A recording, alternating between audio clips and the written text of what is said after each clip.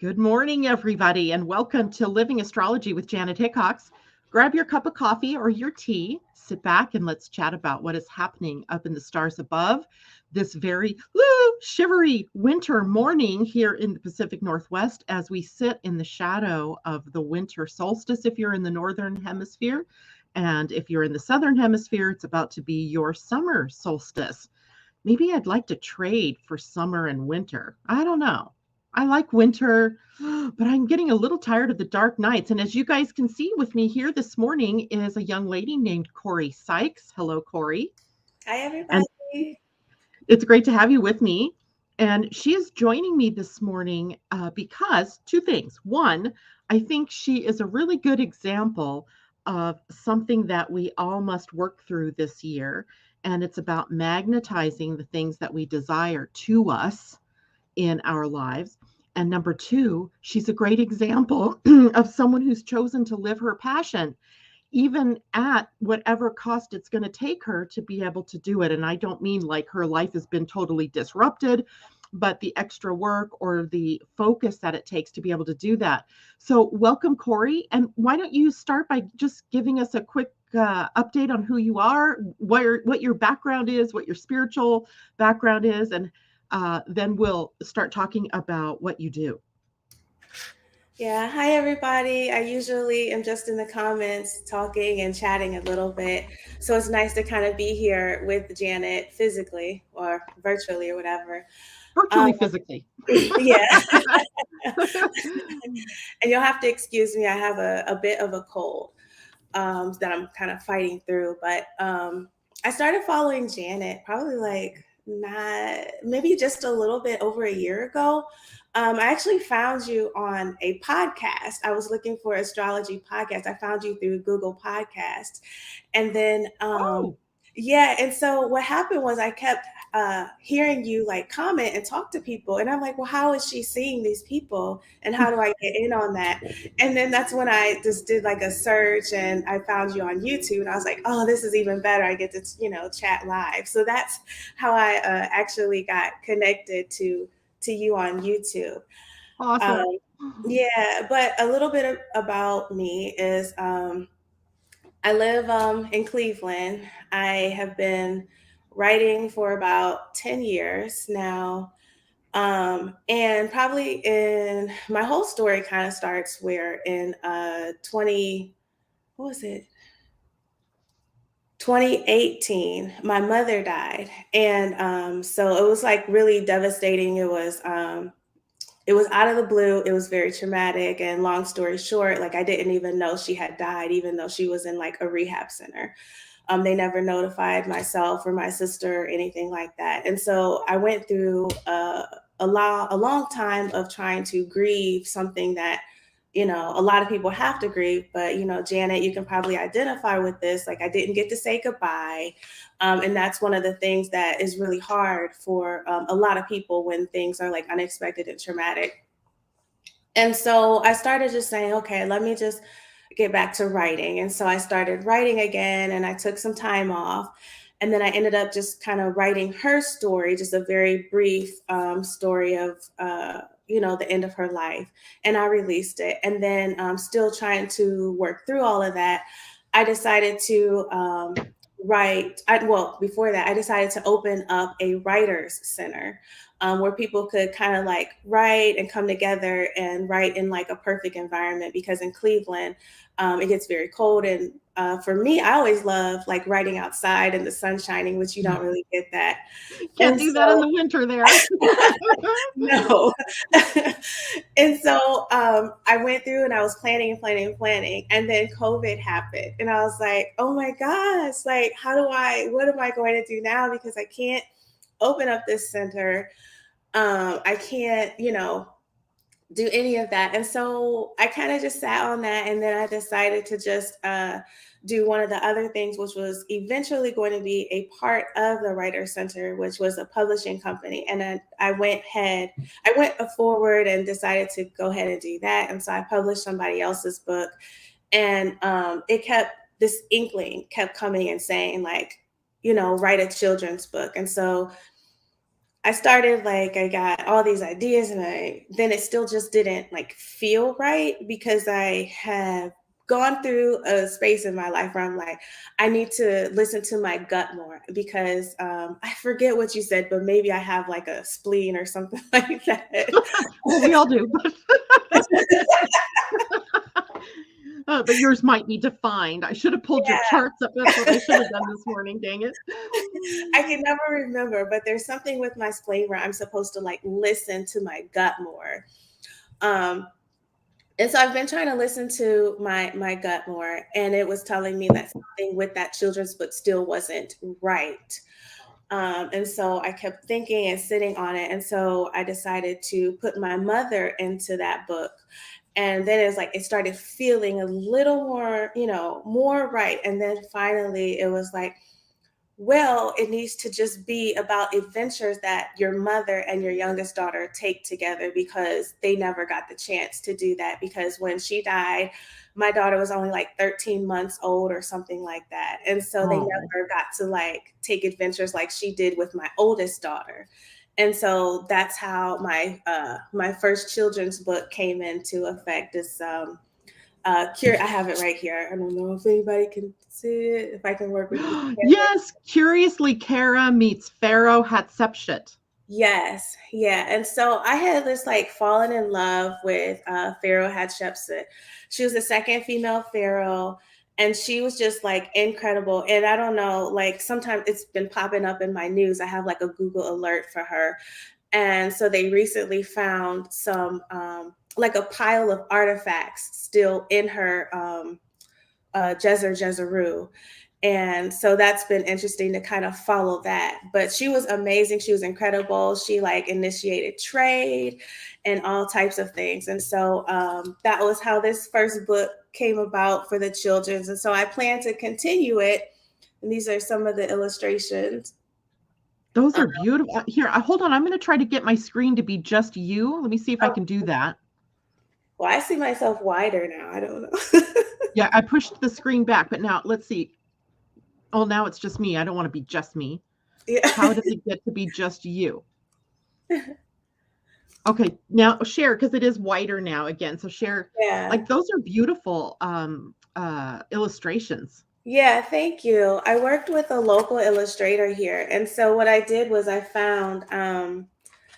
just found like some actual pictures of like the temples and everything online, and then I had him just go ahead and like recreate them, in a Yeah. children's artistic way so that they could be explained. And I just briefly just say, this is them taking their journeys together. It's my way of just commemorating it. And also the name, it kind of says that it's written by Karen May. That was my mom's name. Her name was Karen May. And so I And decided that are you going to write all those books under that name? I am. Yeah. Right. All the children's book I'm going to write under her name. She always wanted to be an author. And so I figured this was a way to kind of not only commemorate and remember her, but just for her to live out a dream that she didn't actually get to see to fruition. Yeah, that's pretty amazing. Now, Cori, have you always wanted to be an author? I mean, was this like a dream that you had, but couldn't quite bring it into fruition until a certain time? Or Yeah, so it's crazy because even as a kid, I always wanted to write. I would write these little short stories like on the back of a notebook, and then I would just kind of toss them out. And I never shared them with anybody. And it wasn't until I was in college. I was studying because my full-time job, I am a financial analyst. And so I was studying in accounting, and I just got this inkling to just keep writing. And I just started writing, and it turned out into a full book, which I self-published, and that was like in 2011. But I wasn't totally supported back then by my ex-husband, who like wouldn't read it and kept saying, those types of things. yeah, And so that didn't really go anywhere until I met my now husband, and he just encouraged me to publish it, and I did so. I self-published it, and from then I've kind of taken like some breaks life has been really hard. Since probably like 2015. No, I'm not even gonna say like really hard since 2015, but there's been a lot of major like blows. And once, there was a cool thing during that time. I got to meet my biological father. So that was probably like, and I had my daughter. So that was two of the really good things. But other than that, it's Two just like, highlights. yeah, two highlights. But after that, it's just been like blow after blow of like serious things happening. But now I'm like, since probably last year, I'm really like serious into it now. Um, Right. mhm, Here's the key, though, that the reason why I was so fascinated by your story in the first place is that even though all of these things were happening, your mother passing away and every other, a divorce is not an easy thing. mhm. And, I don't remember what all the other things were that went through, and you don't have to catalog those for us. But the point is that you didn't give up on your passion. Yeah. Right. You knew that there were things that were distracting you or pulling you off in different directions, but you didn't give up your dream.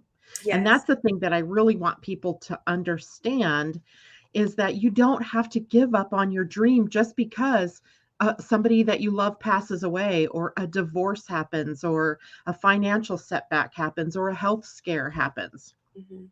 Yeah, yeah, I agree. It's like those things will slow you down, seriously. And that's okay because it's like it's life and you have to deal with it, because if you don't deal with it, it's like in the future it's gonna just kind of catch you and just sit you back down anyway. So you have to deal with those things, and that's life. I work with a lot of writers, and they all kind of get discouraged when things happen and they can't write for like a day or two, or a day turns into a month, and I'm like, well, that's life is going to keep throwing you little curveballs, but if this is really something that you Yeah. want to do, eventually you pick back up the pen, or you put your fingers back to the keyboard, and you just keep going, and don't like beat yourself up about it because like Yeah, I said, it's exactly. life. Go with the flow, right? Go with the flow. Yeah, yeah. Now, did you start the publishing company in order to publish your own books, or did that just happen organically? Because it sounds like you started the publishing company, published someone else's book, Mhm. and then published your own. Yeah, yeah, that's true. So I had a book that I published, a couple ones that I've written like a long time ago, just Mhm. put them out on Amazon. But then I started the publishing company just because I just felt led to do that. I wanted to keep going with the Writer Center, but I knew I didn't want to open it up and bring people together to like congregate with this virus going on. And so the way that I saw that I could do that was to at least help them publish their own books, because a lot of us get like looked over, and it's hard just kind of navigating that whole system. I drew out like a map one time of like the publishing system and how everything, there are all these moving parts. And it's really difficult for a lot of people, especially like debut authors, to navigate. They don't know where to go and where to start. So I did publish somebody else's book first because I didn't actually have anything to publish at that time. Mhm. Hmm. Now, this was the first book of what is going to be a series. Is that correct? Yeah. I just love this idea of a grandmother sharing with her granddaughter these adventures, starting with Egypt or wherever it goes next. And where are you going next, or where is your granddaughter going next in this book? Oh, it looks like she's frozen.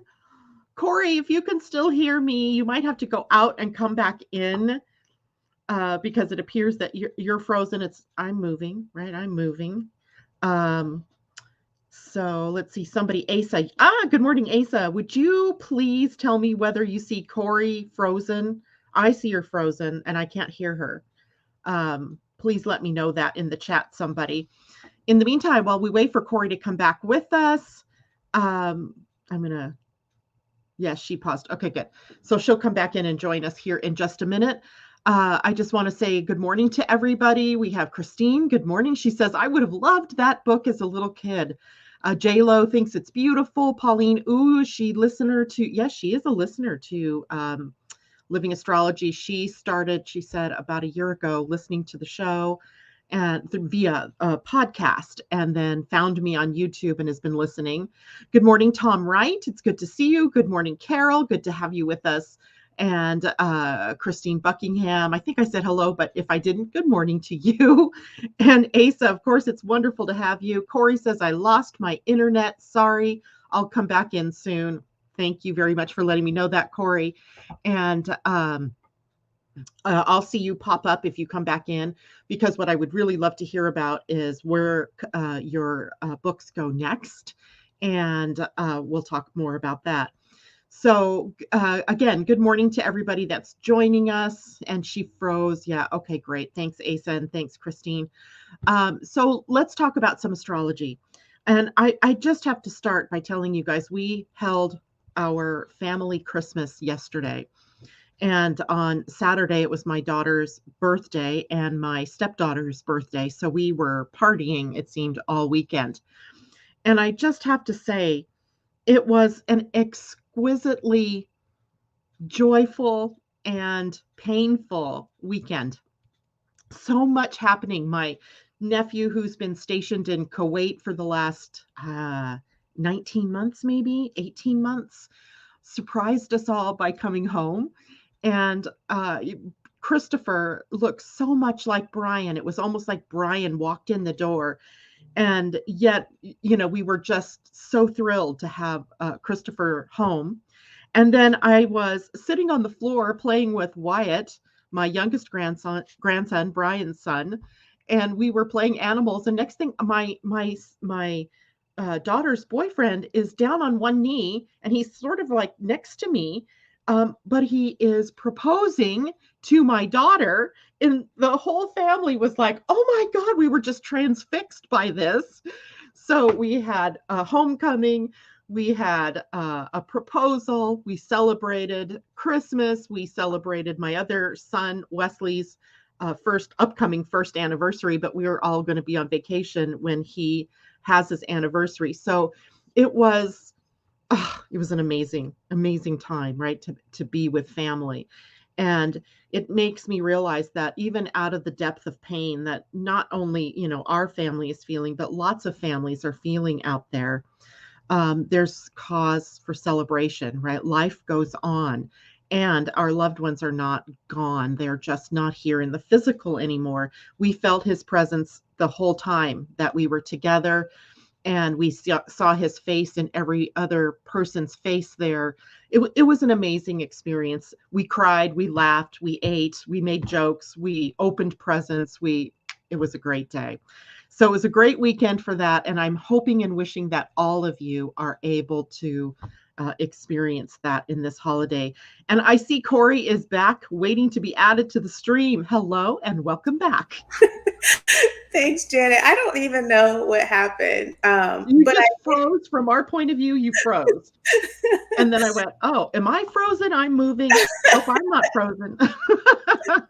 Yeah, I don't know. My internet, it's so wonky. But I had my phone up and I was listening to the story. And congratulations to your daughter. That's so amazing. Thank you. It was amazing because none of us knew. None of us knew. And what's funny about that is I had just done her solar return because her birthday was on Saturday.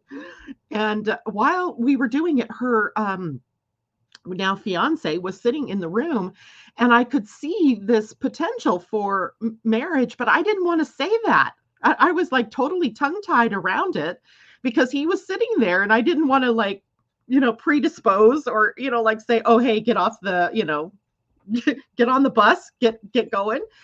So it was so funny when it happened because I was like, oh, I should have said it. I should have said it. But anyway, it was great. Okay, let's go back to what we were talking about, because I started to ask you about the fact that this was a series. Mm-hmm. And by the way, your character in the book is Kara. Is that her name? Yeah. So I forgot to mention that. So it's Kara is, there's that mirror effect. Kara, I can't work that whole mirror thing, but Kara is my youngest daughter. So the character is based off of her. And then The mother is also my mother, and then there's a cat. The cat Daisy is my actual cat, except in the book she talks. She's totally opposite than You what mean she your is cat in the doesn't book. talk in real life? Yeah, no. So you've got the three main characters, and they're Yeah. basically on a travel to Mhm. ancient Egypt. Yeah. They're so in my readings you've also said like I'm like a teacher. And so like I do teach other writers, but also this book is like a teaching series. And so it's meant to teach kids about things that that they wouldn't learn in school. So that's why this first one they're learning about Pharaoh Hatshepsut, and then there will be two more in this series, and that's the African Queens series.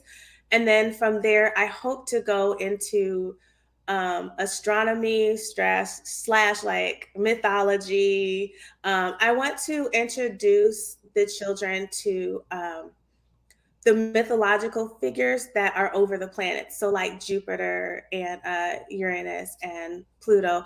I'm still trying to figure out how to do that because some of the some of them have interesting stories. And so how to Right. do that without like harming these kids' minds. Right. Wait, but you take the theme of the planet, like say for Pluto, the theme might be power, right? And how do we Yeah. stay? What does it mean to have power? What does it mean to be empowered? Mhm. Without going through necessarily the Hades underworld trip. Yeah. Yeah, so I mean, it's totally doable, and I love that idea. I don't think anybody's ever done that. Yeah. It just came to me because I like found it so intriguing. I was like, wait, like there were, these mythological figures are they're not the planets are not just named Jupiter and Right, Saturn just right. because like they're actually named after mythological figures for certain reasons. And so I'd like to just kind of dive into that and teach the kids why. Oh, I think that is so fabulous. Now, I know like that you're selling them through your Mhm. publishing company, and how do people connect to your publishing company to be able to get your book? Oh yeah, they're everywhere. So they can get them like on Amazon. Um, Mhm. they're also on my website, Write and Vibe, and that's like WriteAndVibe. So it's writeandvibe.com. Right. But Oh, yeah, right, the and easiest, vibe. yeah, but the easiest way I think for everybody is just to just like go to Amazon, which I'm totally fine with.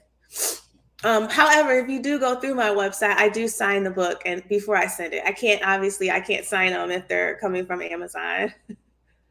That's true. That's true. Um, so writeandvibe.com, right? Yep, that's Good. correct. Mhm. I don't know why it just gave me an error when I put that there. I think there's something going on with Facebook. So Okay. if you're on YouTube listening, I just posted the link in the chat, and I didn't put www there. So hopefully it does it for you. If not, just highlight it and copy paste it into the address browser. And I guess it does make sense since you are self-publishing the Mhm. book. It doesn't matter in terms of how much you earn from Amazon or not, right? Because it's all Yeah, going through Amazon.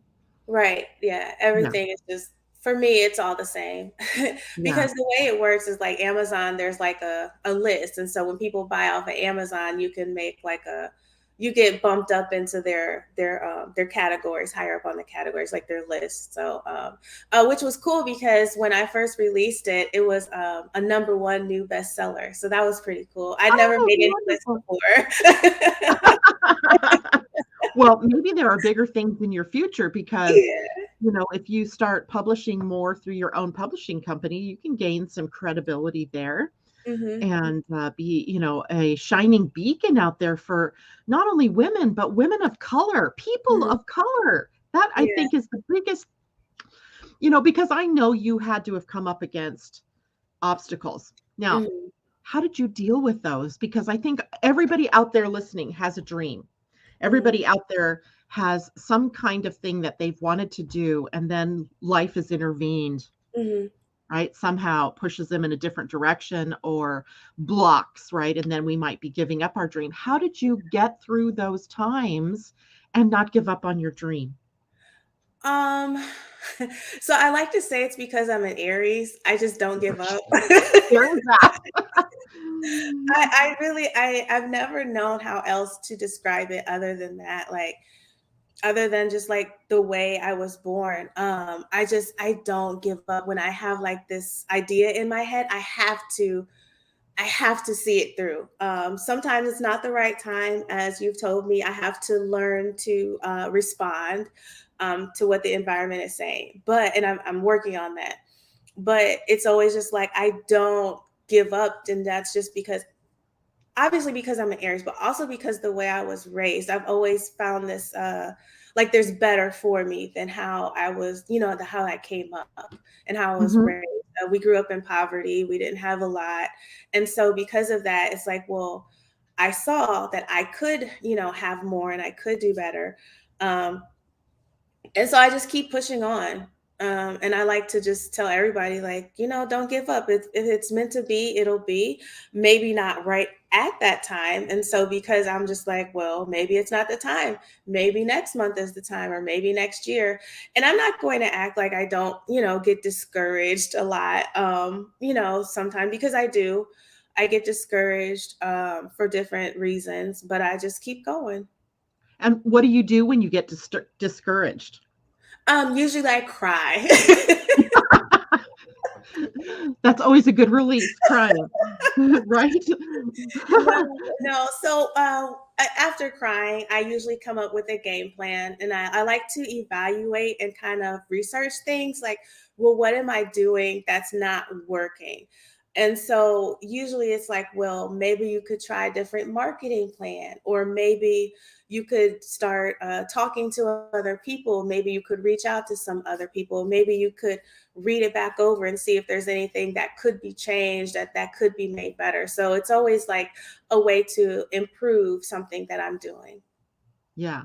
Now tell me, what age group is that book aimed at? That Um, series that you're gonna do? yeah, so this age group, I think it's like 4 to 10 or 6 to 10, something like that. Okay. Yeah, I would say like 4 to 10. I've had children that are in my age group that do love it. It has to be read by an adult because there are some challenging words in there, because of course this is Egypt and there are some challenging words. But I did let me see. I did put a definitions page in there and Oh, a good idea. pronunciation page. Um because it's difficult to pronounce words like Jezeru and things like that, because Yeah. it's spelled like Djescr. I think I might even be misspelling it just now. It might be with a Z. No, it's with an S. And even like as many times as I read it and pronounced the words, even I would still have trouble saying it just every now and then. And it's because it's like you're learning a whole different language. Right. Right. But you know what? That's the teacher in you. Yeah. The teacher in you puts in a children's book a glossary of terms. I love it. And by the way, I did pull up your human design chart, and Uh-huh. you do have a defined spleen. So for you, the spontaneity of following your intuition puts you in on the right track to Okay. making the best decisions for you. But lest people out there think that, oh, I'm not an Aries, I can't be a self starter, or I Mhm, can't do the same things when I get discouraged. That is so not true. Yes, mhm, Cori is an Aries, and there's this natural effervescence and this boldness and courage. But mhm. every one of you has Aries in your chart. Right. So, somewhere in your chart, you have the fortitude, you have the courage, you have the bravery, you have the boldness that it takes to move forward in your life when life throws you curveballs and or lemons, right? To make lemonade or to learn how to catch the curveball. And that's the whole point. And I'm wondering, Cori, why did you decide to self publish? How did that come about? Oh yeah. So I think we kind of got into this. You kind of hinted at this question earlier. It's because um, One, I didn't know a lot, so I had to go and start researching things. Mhm. However, once I started researching things, I did start to see a pattern, which is that a lot of Black people and people of color are ostracized from the traditional publishing world. And so, like the traditional publishing world is like the big five in New York. There's also some big ones that are in like California. And one of the main reasons is that they don't know how to sell our books, right? So they say, oh, well, Black people don't read. So therefore, we don't know how many will sell. We don't sell that many. And so they don't like to take us on. And that's just like one of the reasons. There's a lot of the other reasons. So like for example, there was this huge thing on Twitter where it was like traditionally published authors were sharing their advances, so how much they received as an advance. And so there Mm. was a theme where of course the Black people, even Black people who had been traditionally published, had like 5 books by one of the big 5 publishing companies. Their advance was I want to say, oh, I can't even remember the amount, but it was a significant amount lower than a white woman who had published the very first time. She was a debut author, and she received a much higher advance for her very first book than the Black woman who she was like on her 5th book, and she was still like her advance was way lower.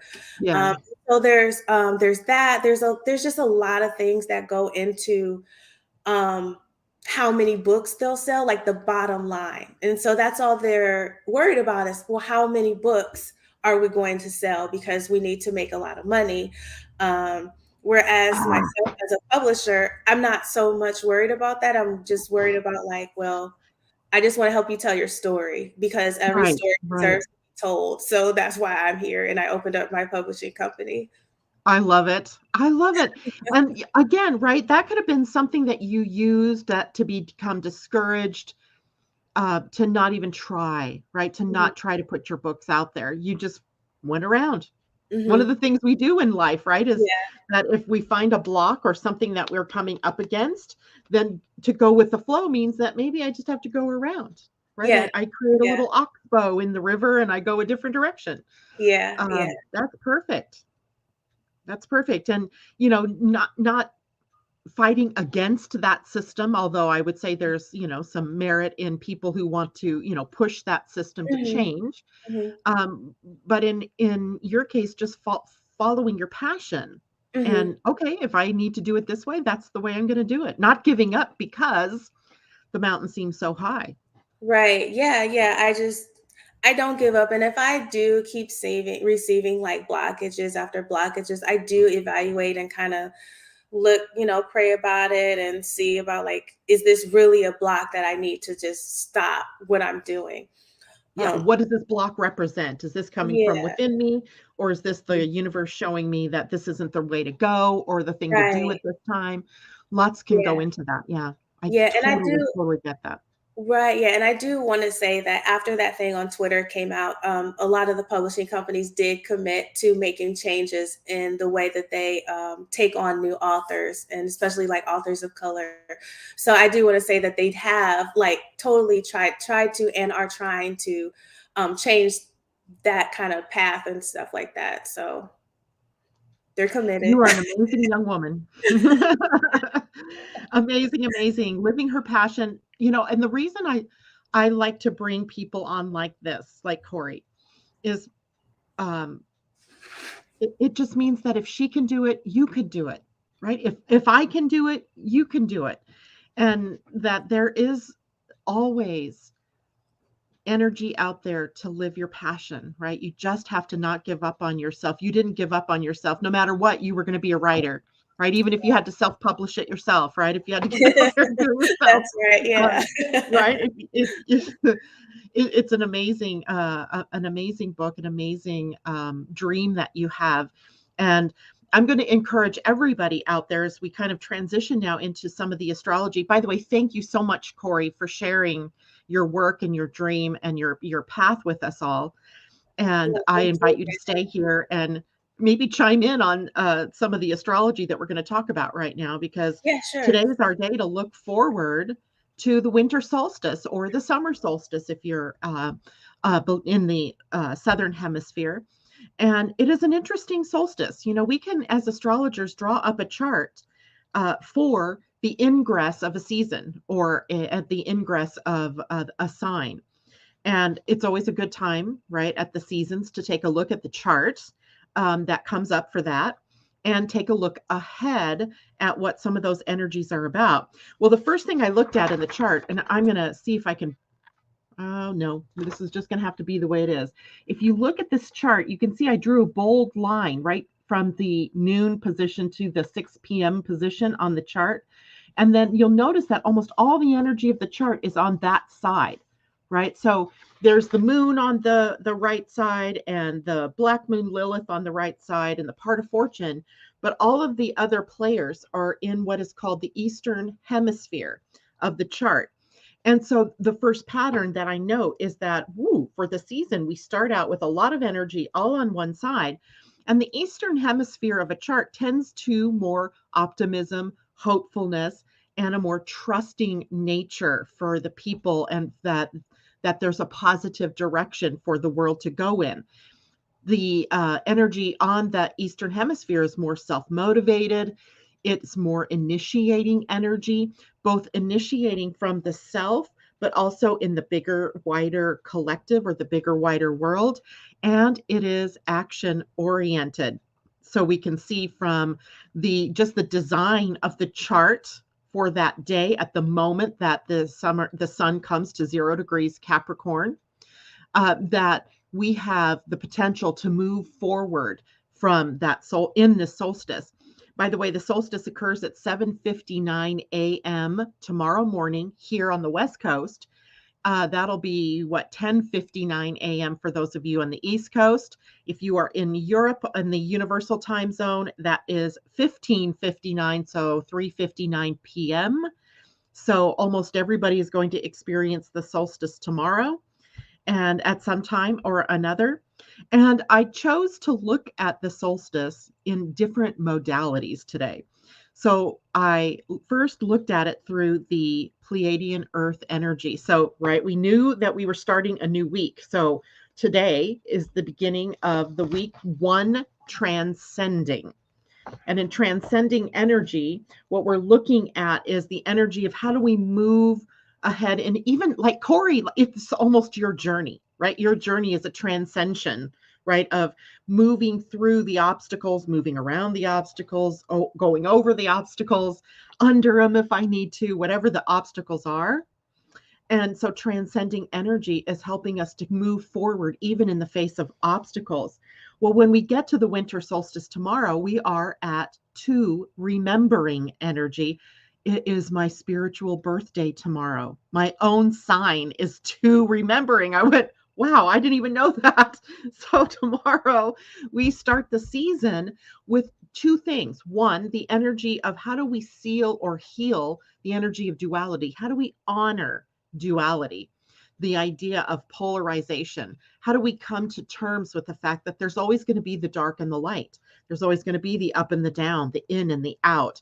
But it's not that we focus on one or the other, but how do we see them as just different sides of the same coin, right? So duality, always dealing with that. But the remembering energy invites us to remember who we are and why are we here, and to create a pathway of love and peace, and to be able to be more loving and kind and compassionate and generous to our fellow human beings who are all on the same path as we are, experiencing the same highs and the same lows, maybe not all at the same time you are. Hopefully we're not all experiencing those lows at the same time or even the highs at the same time, so that we can maintain a sort of balance. And there's an inner strength in the energy of remembering that we can all tap into for the season ahead, remembering about what it means to have the 4 legs of a pillar, right? To be the strength of the pillars, to be able to have from that strength to move outward into the world. So we start the winter solstice on 2 remembering, which I think is an extraordinary backup to the eastern horizon or the eastern hemisphere focus that's going to bring optimism and hopefulness and trusting and being able to be vulnerable and to still be able to live our lives in the highest energy possible. Now I'm going to start something different here. I don't know if Ursula's out there with us this morning. I hope she is. She would get a kick out of this. I don't see her, but Ursula, if you're out there listening, I'm going to start it this morning talking about star lines. And I know this is going to be new for a lot of you, but we're actually going to start talking about this more and more as we go into the new year. When I get back from my vacation, I'm going to start offering personal star lines reports, which tell you about what the stars are doing in your own natal chart. And I'm not talking about the planets, right? I'm not talking about, the sun, the moon, and earth and all of that. We're talking about the fixed stars. So we're going back to the ancient roots of astrology, where it was the stars that the ancients observed that were fixed, right? They could predict that every season at a certain time, a certain star was going to rise on the eastern horizon, or one that was going to be setting on the western horizon. And so they began to correlate those fixed stars with things that were happening in their world, such as in Egypt. Cori, did you know in Egypt, the star Sirius, when it rises, and that's called a heliacal rising, they knew that it was the time when the Nile would flood. So it predicted a time of fertility and of planting and a season where things would grow and prosper. It was an abundance. So when they saw Sirius rising, that's what it predicted for them, abundance and a time for fertility. So if we take a look at a season, so if we take a look at a birth chart, any birth chart, you're going to have two main features of your chart. One is the heliacal rising star. It is the gift or the jewel or the treasure which your ancestors are blessing you with in this incarnation. And it sometimes so shows up that that star becomes the theme of your life, and it helps you to build your beliefs and your philosophies, who you're going to be. And sometimes even the heliacal rising star becomes a vocational pulse. So it can kind of predict, if you will, like what kind of vocation or career might best suit you, or what you might be really good at.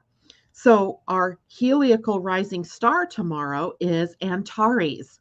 And Antares is a bright star at the heart of the Scorpion. Oh, I do have my book sitting here, so I can kind of show you from the point of view of what the constellation looks like, where the star is. Boy, there's a lot of stars that start with A. Did you know that? So here we go. Here's the heart of the Scorpion. I can't make that look very clear, maybe, but the star is Antares, and it is at the heart of the Scorpion. And so Antares right here, right smack in the middle. Can you guys Now, see that? Janet, does this star line kind of focus on comets too? I know you've mentioned like a comet a couple of times. Are comets included with the stars? I don't think they are, and not in the books that I've looked at, because comets have a periodicity about them. So, for example, Halley's comet comes back, I think it is every 83 or 84 years. So it's not always it's always in the sky, but the ancients wouldn't have always been able to see it. So I think when a comet appeared, it was often a portent of something, and probably greeted with some fear, because like, where did this newcomer come from? Like for us as modern people, the other day when suddenly Comet Johnson showed up in the sky, I mean, we knew it was coming, right? We knew, our astronomers knew, but they didn't know that we'd be able to see it, right? There was no prediction that it was going to suddenly brighten and be visible. But if it suddenly becomes visible, can you imagine in the ancient world what those people might have, how they might have looked at that? And I think maybe depending on what's going on in their society at the time, maybe it was a predictor of an overthrow of a government, or the death of a leader, or famine coming, or, I mean, they might have looked at it as the god's displeasure or something like that. So I think they only used it in the period of time that the comet might have appeared, because they don't appear at the same level where every season a certain star is rising and a certain star is overhead or a certain star is setting. So it would have been more difficult for them for that. But certainly, can you imagine being in ancient Egypt and suddenly a comet or a meteor or something like that, an asteroid incoming? That might have been very scary for them. Now, when we look at the star at the heliacal rising for the winter, then, or the summer, depending on where you are in the world, the heart of the scorpion, it's one of the great stars of the sky. It is a royal star of Persia. And as a royal star of Persia, it was called the Watcher of the West, but it's rising, right? It's rising on the east, but it was called the Watcher of the West. And it portended great success. It portended that you might take and let success go to your head, and then it becomes the self-undoing. So we have to be careful here that we don't let our successes go to our head and we just relax and not keep going, right? We can experience this success, but we need to keep moving. We need to keep moving with it. But success often in this particular, with this particular star, also generated a sort of cleansed feeling, a sort of life, death, rebirth kind of feeling. So I feel like it almost takes on a bit of the phoenix mythology. And it also can confer great focus ability for us. But does that focus ability become obsession? Does it become a ruthless or abrasive way of moving ahead? So we can see in the mythology of this star, we can get great success, or we may let that success become something of an obsession. So we have to find the balance with this star. Then we also have a heliacal setting star. The heliacal setting star is a gift or a treasure given to you by your spirit, your soul, sort of carried with you into this lifetime. It has also been characterized as what we are reaching for in this life. What is our spiritual path? And so it has a more internal focus, a more inner world sort of look. And the star that is on the setting is called El Nath, and it is it's called the Horn of Taurus. I should have looked it up to see if we could see a picture of where that is as well. Um, and it's a great and powerful, get this, weapon, or is it a great and powerful tool? And it made me think about things like, how do we weaponize words? How do we weaponize how do we take a problem that's occurring in the world, like COVID, right? Let's just use COVID, right? Let's use COVID. And how has that been weaponized? Not literally as in somebody, some government weaponizing the virus and, spreading it, but how has it become a weapon of division for us in our countries, where there's the vaxxers, the non-vaxxers, right? There's the people who believed, at least in the initial, that it was, not real, that it was some made up thing. And then those people who were like, oh no, this is real. It became a weapon, right? It divided us. And so we have the potential here. So the horn of I think what they're, El Nath sits right here at the horn of the constellation. So I got to move over. It's hard when I've got two people here. There we go. Finger over here, El Nath, right here at the tip of the horn of Taurus. So the constellation Taurus, it is a star in the constellation right at the tip of the bull's horn. So think of the mythology and the illustration here, right? It's the horn, and what is the bull's horn about? It's a weapon, right? It can be a weapon. So we have the use or the non-use of weapons, right? So we can either choose to use something that happens in our world as a weapon against each other, or we can use that as a way to bring us together. It's all going to be in how we use whatever it is that shows up in the world, right? Are we going to let it tear us apart? Are we going to let it smash our dreams? Are we going to let that one thing that happens, that block, cause us to crush in and not do what we love? or are we going to rise up and be able to move through it? So it has a sort of energy that, you know, how sometimes when things get in our way, little kids, you'll see this often, they'll do it, they'll destroy everything. Like they'll knock down the whole tower of their blocks because, you know, one little thing broke off or one little thing started to fall. So we have to curb the impulsiveness to destroy and instead look to how we can strengthen or rebuild. So it's kind of an interesting dynamic that we have here at the winter solstice. Do we take the gifts of Antares, right? The ability to regenerate and to experience a rebirth and to focus on what's positive and bright and hopeful and optimistic? Or are we going to focus on all the negative things? I was just touring through the news this morning, and of course, everything is about Omicron, the next COVID mutation. And I'm like, you know what you're doing? You're focusing us, or people who would read the news, you're focusing on the problem, not on the solution. And you're almost predisposing us to create more of the focus. And I'm not saying it's not out there. I'm not saying it's not real, but what are we choosing to focus on? That's the important part. Are we going to focus on how horrible it is that there's yet another mutation and more people are going to get sick, more people might die? Or are we going to focus on how it is that we can move through this time? We should be experts at this by now, people, right? We should be experts on dealing with COVID because we've not been dealing with it just since yesterday. We've been dealing with it for a couple of years now. So we know what to do. We know how to stay healthy. We know how to heal ourselves even. So we have the power. That's the key.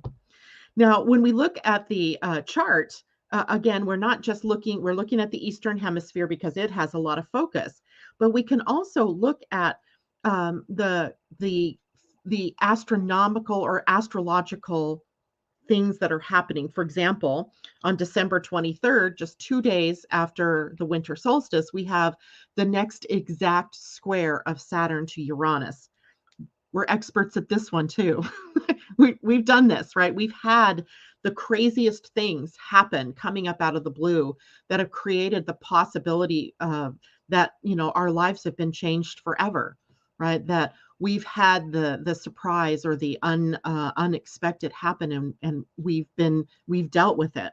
So we have the next Saturn square Uranus, and in the chart of the winter solstice, it is happening in the 12th house and the third house. And what I got from that, as I just looked at that, it was like shaking loose the fears of the mind, right? We get the opportunity with this square, this struggle that ensues, to choose what it is we're going to focus our energy on. What are we going to focus our thoughts on?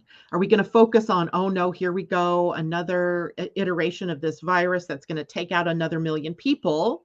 Or are we going to focus on how it is that we can rise to this occasion? How can we help?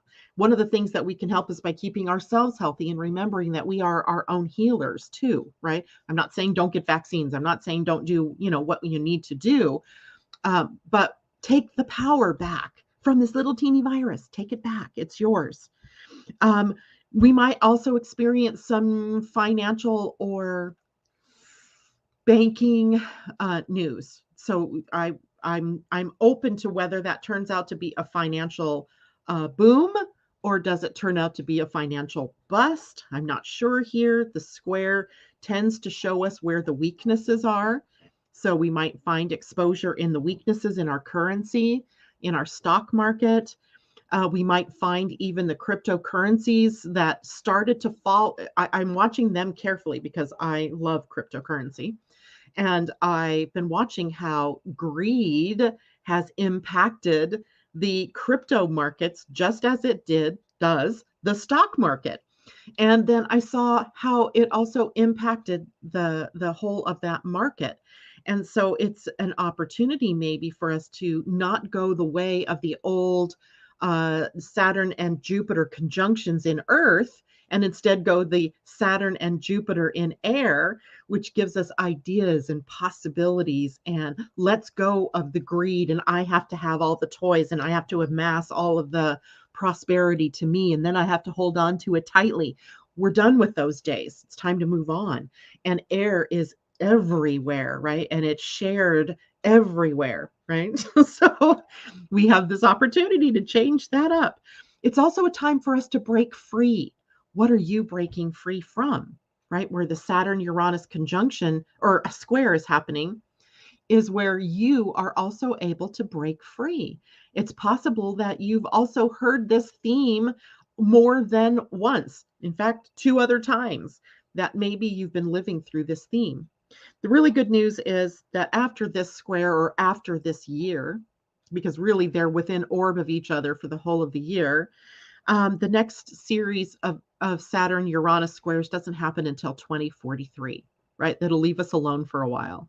Yeah, that it's another one of those cycles that comes regularly every 25 years. So we don't have to deal with it again for a while. So be happy with that. But take this opportunity to let yourself become free of something, right? Liberate yourself from old beliefs, old patterns, old grievances, old philosophies, letting go of just whatever it is that's held you back.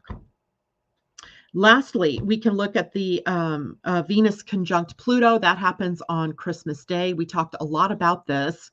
So if this is familiar to you, and this is happening in the sign of Capricorn. So we have a Saturn sort of energy here with it. And you, Cori, said this word several times, evaluate. And value is the root in here, right? It's evaluate, right? So the act of evaluating or reestablishing value. So a theme inherent in Venus and Pluto coming together, and Venus in retrograde right now, and Venus and Pluto both in Capricorn, is to restructure our world, our lives around our values, our shared values.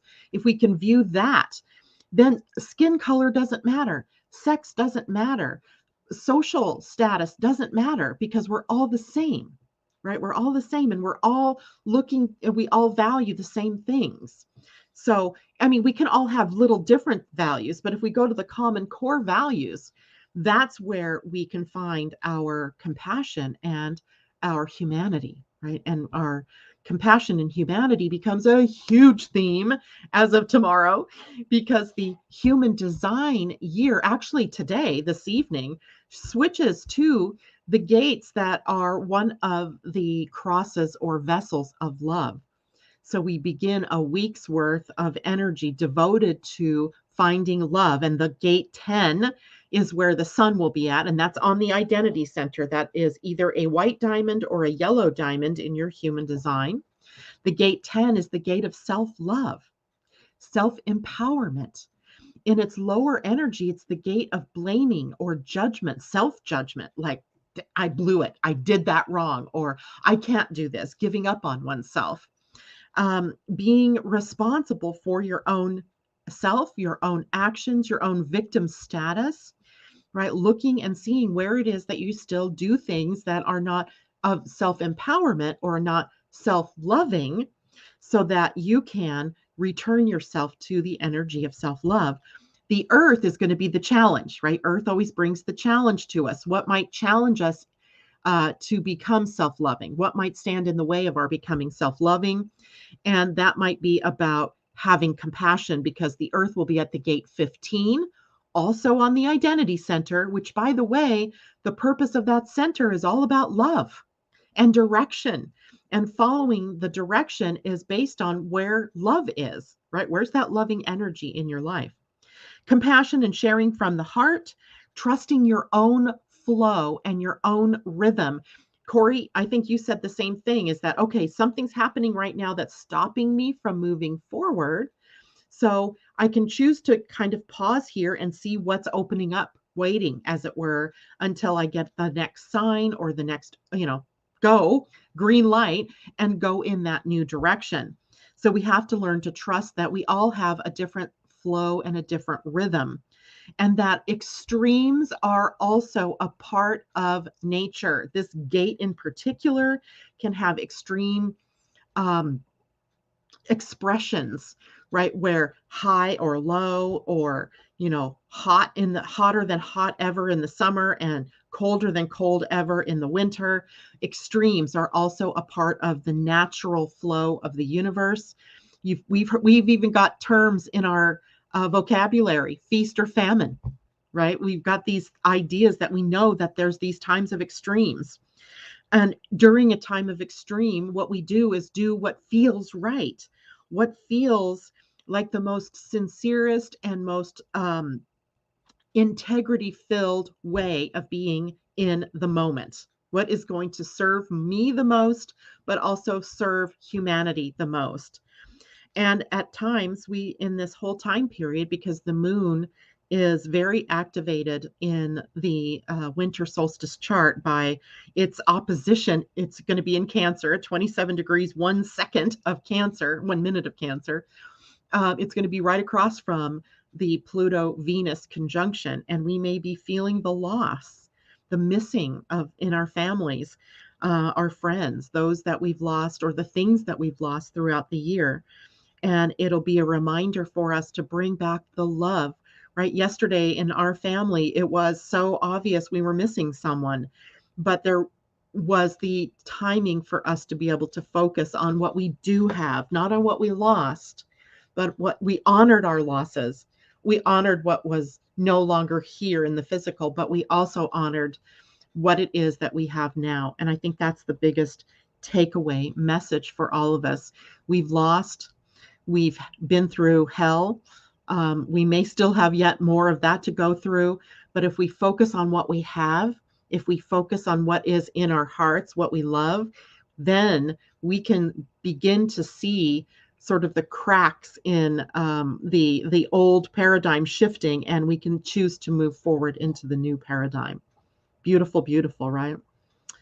I'm sorry we didn't have a lot of time to do questions today, but let's see real quickly. Christine, Janet, do we all have one specific star that guides us astrologically? Yes, we do. Yes, you do. And it also changes at various periods of your life. Imagine my surprise when I looked that up and there were these periods of life that were, which we also see in human design. Anywhere you have the line 6, you have these 3 phases of life. The birth to 30, the 30 to 60, and then the 60 and over. And there you have it, right? We have 3 sets of stars that guide our youth, that guide our culminating period of life, our fullness of life, our adulthood, and then our waning years, right?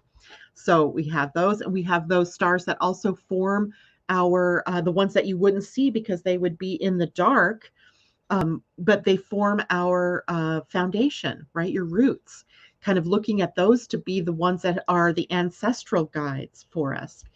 So it is a very interesting study to look at the stars. And we're going to bring that more and more into 2022. Now, Tom is asking for us to pull a card for the solstice. What card? Cori, what would you think? Dragons, angels, Mayan, spirit animal? What's your preference? Maybe Mayan. I think that's a good choice too. Okay. Yeah. And while you're doing that, Janet, I just want to say thank you for having me on. I feel like in the past, since I've been listening, you've been very helpful and instrumental in helping me kind of get to know Oh, myself a little bit more. So I thank appreciate you. that. It's always good to have you. It's good to have all of you. It would be fun if we could all every day get like this, get together and just all be on camera with one another. I think Zoom probably would be the only way we could do that. I'm not sure StreamYard allows that. Um, so let me pull a card for us for the solstice. This deck, remember the other day, one just popped out. I didn't even have to go looking, but oh, there you go. Con. I love it. Con is one of the day signs, and it is the representation of the seed. So Con energy. Con. My son Brian, who passed away this summer, his sign was Con. Is this a message from him for us? Let's see, because I don't doubt that he is out there at times leading and guiding. So Con, let's see, it's earlier in the round, and it will be our guiding card for the solstice.